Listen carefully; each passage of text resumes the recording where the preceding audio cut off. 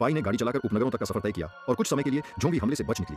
इस समय संयुक्त राष्ट्र के वरिष्ठ अधिकारी लाओ हेई ने फोन करके कहा कि 1 घंटे के भीतर लाओ पी को लेने के लिए एक हेलीकॉप्टर भेजा जाएगा। एक उत्कृष्ट सेवानिवृत्त अन्वेषक के रूप में संगठन को अब उसकी आवश्यकता है, लेकिन उसकी बेटी को अचानक अस्थमा हो जाता है, इसलिए उन्हें पहले दवा लेने के लिए दुकान पर जाना पड़ता है। इसलिए हम निकटतम सुपरमार्केट में गए और वहां भी स्थिति बहुत खराब थी। लोग सामान लेने के लिए बेताब थे। समय की कमी के कारण परिवार को अलग अलग काम करना पड़ा। लाओ पी को दवा लाने की जिम्मेदारी दी गई, जबकि उसकी पत्नी खाना लाने गई। लेकिन जब लाओ पी दवा की दुकान से बाहर आया तो उसने देखा कि 2 बदमाश उसकी पत्नी को लूटने की कोशिश कर रहे थे। बिना कुछ कहे उसने उनमें से एक को गोली मार दी और दूसरा भाग गया। इस समय एक पुलिस वाला उसकी ओर बढ़ रहा था। लाओ पी ने तुरंत अपने हाथ ऊपर उठा दिए। हालांकि पुलिस वाले ने उसे अनदेखा कर दिया और सीधे शेल्फ की ओर चला गया। परिवार स्टोर से बाहर आया तो पाया कि आग भी पहले ही चल गई थी।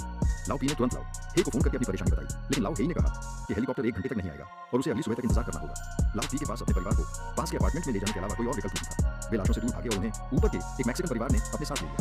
अगले दिन सुबह सुबह लाओ पी ने सुझाव दिया कि वे उसके साथ चले, लेकिन उसे अस्वीकार कर दिया गया। लाओ पी के पास उनकी इच्छाओं का सम्मान करने के अलावा कोई विकल्प नहीं था और उन्होंने लाशों से लड़ने के लिए उपकरण बनाना शुरू कर दिया। जब सब कुछ तैयार हो गया तो वे निकल पड़े अप्रत्याशित रूप से। जैसे ही मैंने सीढ़ी का दरवाजा खोला, एक ज़ॉम्बी मुझ पर झपट पड़ा। तेज तर्रार लाओ पी ने एक ही गोली से उसे मार गिराया, लेकिन गोली की आवाज से और भी लाशें आकर्षित हुईं, इसलिए वे हताश होकर छत की ओर भाग सके।